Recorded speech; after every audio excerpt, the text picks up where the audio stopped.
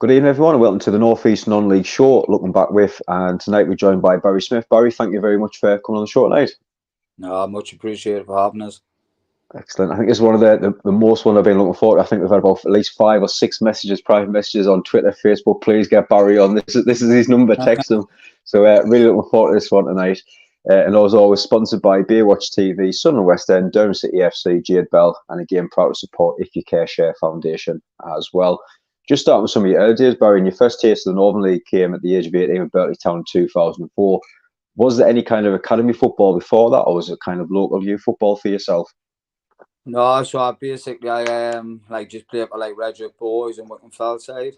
And that was kind of with my junior football, and then I was from Lobley Hill, so there was a club called Rutherford down there. Oh, yes, Pretty new on the go, and they used to play in like the Northern Alliance, but I think they still do, to be fair. And they were kind of trying to get us to play like when I was 15, and as soon as I was 16, I was playing for them, and then a few of my mates went to Hebburn Railroad, so I just went there. And then a lad I used to go to school with, Chrissy Heppel, he was at Berkeley at the time, they won the Wearside League, and I joined them pretty late in the season, but it was when they won the Wearside League, and then obviously we went into the Northern League, so that's how I kind of got into the Northern League with Berkeley. Yeah, I mean, if you look at the Northern League back then, the standard was unbelievable. How did your first few games go for Berkeley in the Northern League? It was a funny one, because when I first went in the Wearside League, I kind of took us a while to get into the team. But then my first season in the Northern League, I had a good pre-season, and then we were obviously went into the Northern League, and where it kind of happens a lot with the new teams that come in. They seem to do pretty well because teams don't know much about them. And we were flying with Berkeley. I think we were like near the top, or if not top, at Christmas time. And then kind of after Christmas, we fell away. I had a ankle ligament injury in January. I think it kept us out for about 2 months. But I used to play like right wing back for them, and I finished top goal scorer for Berkeley in the first season that I had in the Northern League, from playing on the right wing. Really good. And after a couple of years at Berkeley, you move on to Mortown 2007 Division 1 football then as well. I mean, the likes of Durham in that league, Consett, Whitley Bay, Benfield, Shildon, Dunstan, to name a few, but they're always strong physical sides as well. I mean, at that time where you want to kind of come out and make your name in the Northern League and kind of show teams, players, managers kind of what you're about in that league. Yeah, so I mean, when I was my first season, were obviously Berkeley, with us obviously scoring a few goals. I had like the likes of Dunstan and South Shields, and more have had showed interest in us. But I kind of enjoyed it at Berkeley, so I kind of stuck there. But then after my second season, was a few things went on, and then John King had got in touch with us to go to Morpeth.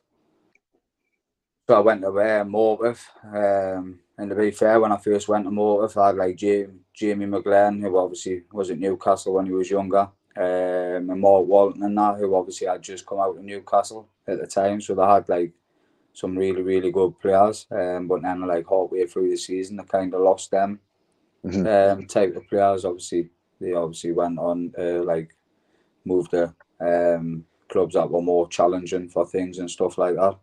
So, but it was hard to start off with, because the first division at that time was like, it was quite a big step compared to second division.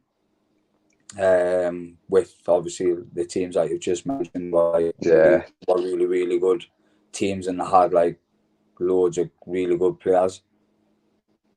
That was really good. I mean, like say the 2007-8 season, finished 8th, 2008, 2009, 12th. Were you kind of enjoying your spell at the Morpeth, but also getting that experience now of Division 1 football, getting a taste of it, where you're thinking, right, this is me kind of now for the future going forward? Yeah, obviously it's, I mean, once you settle in and you kind of, you feel as though you're doing okay, you'll kind of want to stay at that level, or try and push higher. But obviously John King was a great manager to me, and kind of when we go on to the next one about me move to South Shields, that's kind of why I went there, because he went there. Yeah. Excellent. And like you say, 2010, you made the move to South Shields, and people watching now think of kind of South Shields where they are now, but it wasn't kind of like that back in the days. But success from 2010 to 2015 was hard for the times. Some good performance on the pitch, but off the pitch, like you say, the move to Peter Lee, and where he did the club even have a future, God knows, compared to what they're like now. But how hard, before obviously Jeff Thompson came in, how hard was it that time as a player, the management, kind of the fans for South Shields with that period? Yeah, I mean, obviously, I played against South Shields a few times. Obviously, when it was called Filtrona Park, and it always had a good feel about it, and always had like decent crowds and stuff like that. So, when I ended up going there, I kind of knew what I was going into. And to be fair, when I first went there in 2010, they had the likes of Lee Paul Scroggins and players like that, and that they had a really good team. I mean, when I first went, I think South Shields had won the League Cup the season before. Right. And Spennymoor had won the league, I think. So they'll have that like the cup competition between the League Cup winners and we beat Spennymoor 1-0. That was my first game. And obviously when you look at the Spennymoor team then, That's good. it was like there wasn't a team better, to be honest. So for us to win beat them 1-0 was a pretty good start. But like you say, it obviously went a bit downhill when we went to Peter Lee. But obviously, the biggest factor with me of staying with them was Gary Crookwell, who obviously is like the groundsman and that there. Mm-hmm. He obviously put a lot of hard work in, and I obviously still keep in touch with them type of people, as well as John King still being the manager. And obviously, I wanted to stay and try and help the club as much as possible, even though I had like offers to go elsewhere, but I kind of didn't want to move. Yeah, it's amazing. Like you say, some of the names that you mentioned, the foundation of the club, really. I mean, it's nice to see them getting the rewards of kind of going for them Peter Lee trips and kind of Yeah, would they have a club now to see them. And you see, I know there was a picture, I think it was last season or the season before when they got promoted and stuff, and it was the few volunteers that were still there at the Peter Lee did. It's so nice for them type of people to now see the success that the club's having, isn't it? yeah. Oh, it's massive that there's still that these obviously people the likes of the two Bobs, Gary, Phil Ray, all them kind of still get the recognition that they deserve, because back then without them, they probably wouldn't they wouldn't have been a South Shields. Yeah, no, absolutely amazing. And before we get into South Shields, up the Mariners, this should be a good one. I know he's been looking forward to it all the time on Twitter as well. So any South Shields fans, well, get your commenting as well if you can. And getting on to South Shields, Jeff Thompson comes in 2015 for plan a vision. And I know you've kind of seen a lot of times in the Northern League, someone comes in and they kind of have this massive plan where they're going to spend money, get the best players in and try and go. And it never, ever kind of works out. I've seen Mr. Richard Beddleton and stories like that. But when you seen him come in and he had these big ideas, and it sounded right at that time, didn't it? Compared to what we've seen in the past. Yeah, it was funny because Jeff obviously used to watch South Shields with, I think it was his granddad or whatever, like when they used to play it second side. So basically at the time Shields were like looking for sponsors, and Jeff had basically got in touch with the club about sponsoring them. Mm-hmm. So, and obviously when he got in touch with Gary Crookwell, it was basically in terms of like wanting to sponsor them, and Gary basically said, "Oh, we're Peter Lee," and he couldn't believe that South Shields were playing at Peter Lee, and that's kind of where it all come from. So obviously the ground wasn't getting used, and that's so obviously they had meetings with, I believe it was John Rundle who used to own it, and kind of they agreed a figure, and obviously Jeff bought it, and then kind of it just went like so quick. It was unbelievable, like the change and the players that ended up coming in, the facilities, the way they changed, getting the 3G pitch to train on. So it was just like, it was so quick, but obviously really enjoyable at the same time. No, it was really good. Like I say, instant success with the club as well. Win the Northern League Division 2 and 107 points.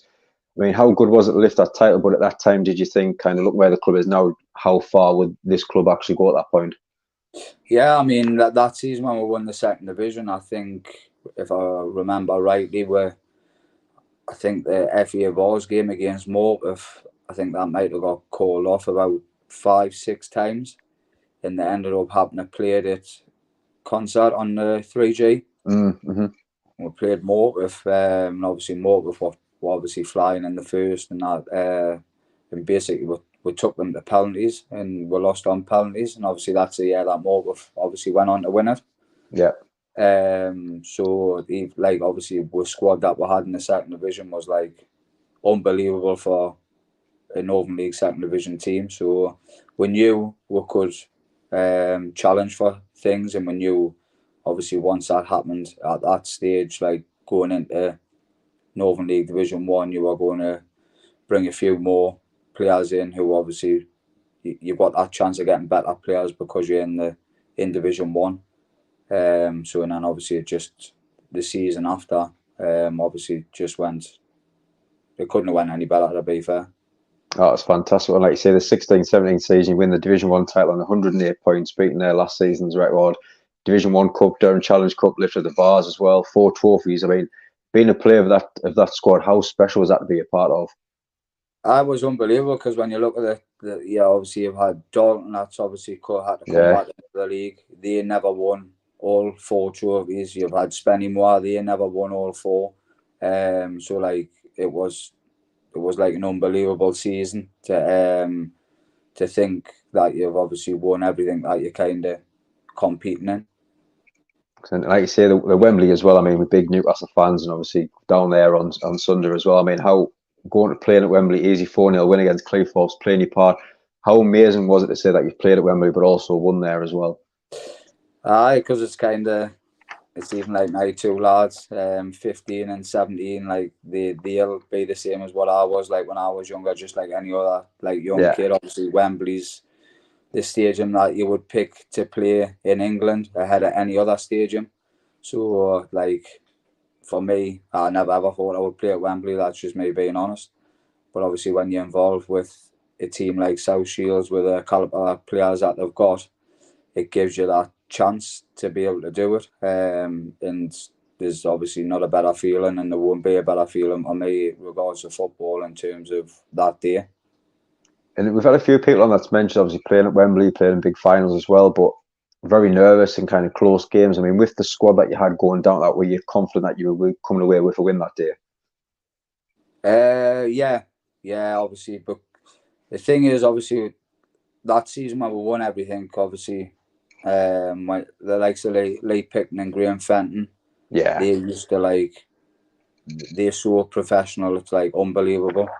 So like in terms of like getting information and getting the strengths and weaknesses of teams that you are coming up against and the formations that they'll play at our formation, it plays a massive part. And especially when you look at like in Northern League Division 1 and that, there's not much of that'll go on. So like all that information that you're getting, and to be fair to Lee and Graham, like they would sit would offer to come to their house.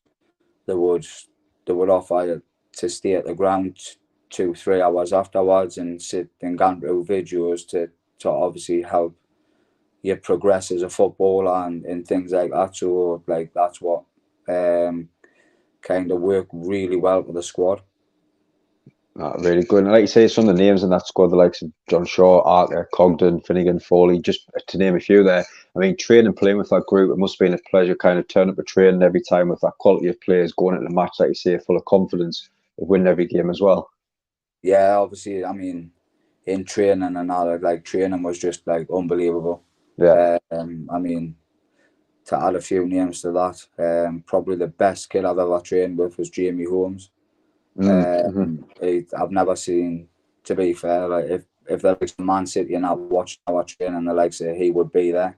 Like he was, I've never seen a kid like with all them players that you mentioned, top of Wayne Phillips, Robert Briggs, them lot, like Jamie Holmes was like unbelievable in training, like really, really good. But the training was like, it was high quality, and it was obviously always just going to bring you on as a player, and obviously help you, obviously challenge for things like you can go for leagues, cups, etc. We're doing, like you say, during your spell at South Shields, like you say, yourself progressing as a player as well. You had was it a training game for Leyton Orient in the summer of is that correct? Yeah, so I can't remember what. Basically, Leyton Orient had just been beat off Rotherham in the League One playoff final at Wembley. Yeah. And they were on like a pre-season tour up north, and they was staying at Slaley Hall. Yes, yeah. And obviously, Russell Slade was a manager where he used to be at Notts County with John King. Like when John King was on a YT in Notts County. So yeah, I've been playing golf there, and they were up, and they had a few injuries while they were up here. So obviously, when John's been playing golf, they've obviously got speaking, and he's basically said, "Oh, I'm obviously short on a player or two. Do you know any players?" So at the time, I was working at Sainsbury's on night shift. I just get a random text off Kingy saying, "Do you want to play at Leyton Orient tomorrow night?" And I'm kind of looking at the text thing. He's obviously winding me up, you know what I mean? So obviously I rings him. So they play gated International Stadium the next day. So basically I went and played. Then obviously they were great. They let us keep all the kit that I wore and stuff like that. So it was like at that time, obviously Shields was still at Peter Lee, and to be able to like play a game for Leyton Orient with the likes of Dean Cox and players like that they had, and obviously one penalty away from the championship at the time. So it was really, really good. It was a great experience.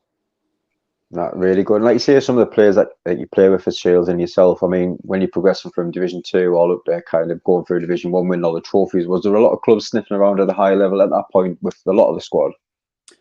I would imagine so. Without me knowing too much regards to what players were getting asked, but obviously because of the quality of players that we had, there's always going to be interest from higher teams that are wanting to obviously take players.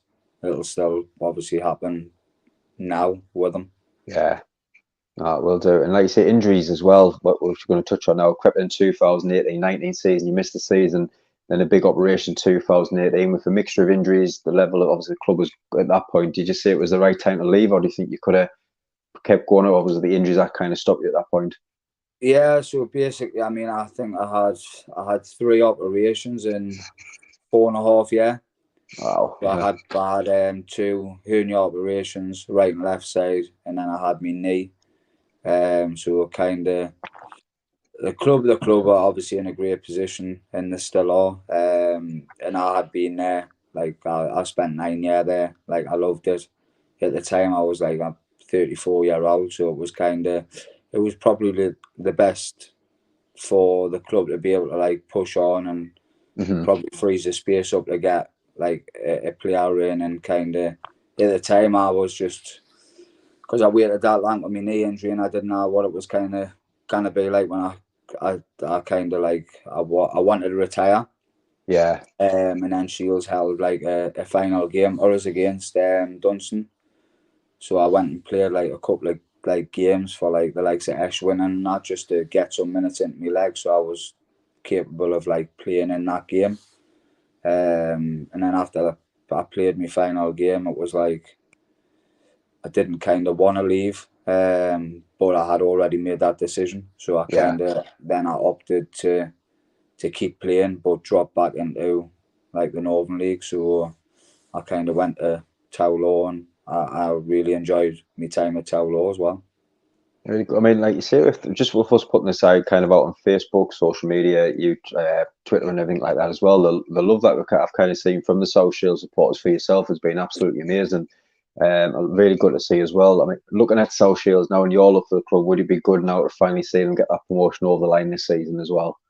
Yeah, obviously I'm dying for them to get promoted, because when COVID first come along, realistically, Shields should have been promoted. I mean, they were way ahead, and the decision not to kind of let them go up was like ridiculous, really. So I'm hoping. I have no doubt. Like at this moment in time, when you look at the form that they're in, the position that they're in, I think they will go up, and that they need it. They need that next. They've Yeah, been in that league since like I played, so that they need that next step now, which will obviously help them push on a bit more. definitely. Like you say, the volunteers, the former players that's getting to that stage at the minute. I mean, me mate, he's a massive South Shields fan. He's not saying they're there yet. I Yeah. just want to put any doubt on it, but it'll be just nice for everybody involved from kind of getting from Division 2 where they are now just to get that final part. And like I say, in a new league, new teams to play, new places to go to, it just excite that fans even more, doesn't it?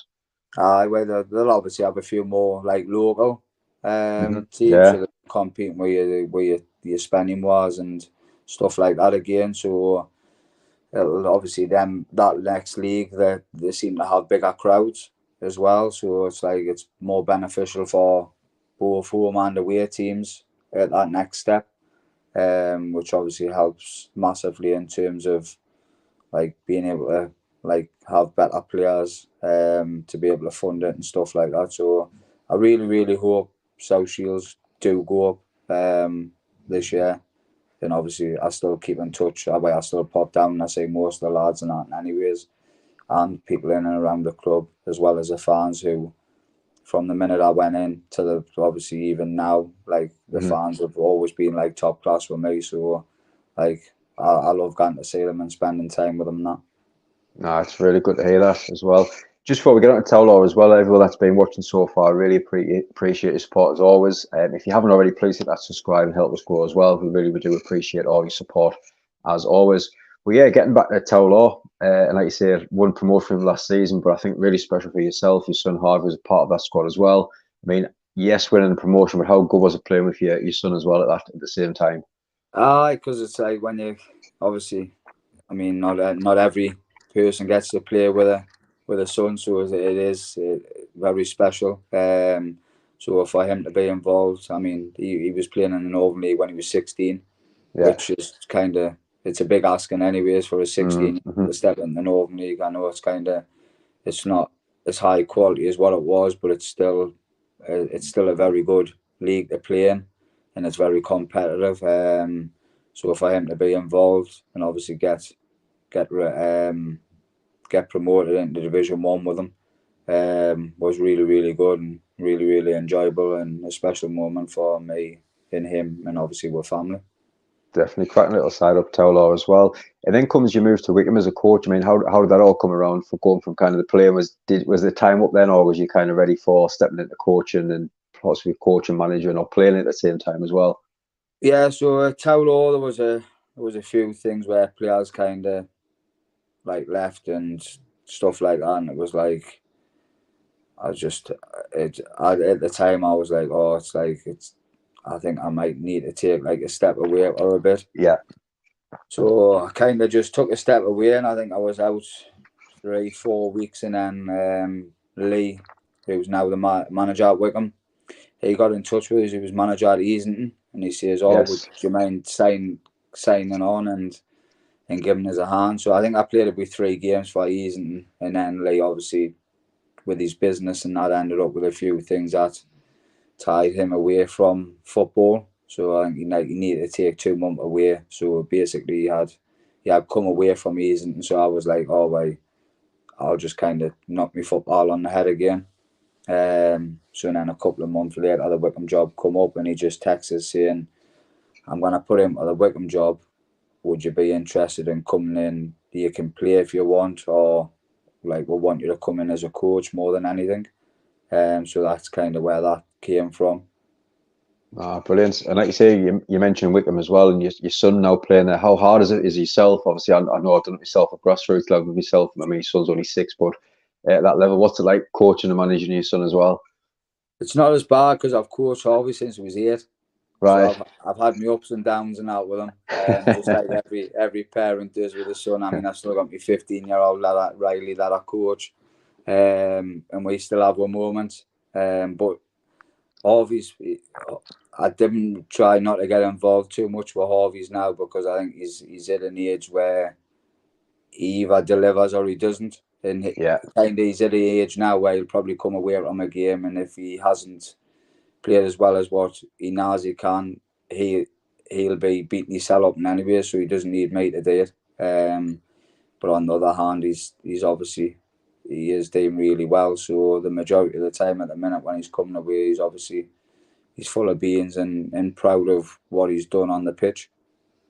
definitely. Like you say, mentioning the England schoolboys under 18s as well, doing really well at that. I mean, you must be really proud as a dad watching your son playing, obviously trials, and then getting actually selected for England schoolboys as well. Aye, it's obviously a massive thing, but I mean, in terms of like with them being like in the academies, whether it's South Shields, Gateshead, Parkview, things like that. And obviously Harvey got selected to play up with the county this year. And he's really, really enjoyed it, and that's kind of where the England schools comes from. So like you kind of get selected through your county. Yeah, So Bobby, who runs the county, he's manager of Ash Winning. right.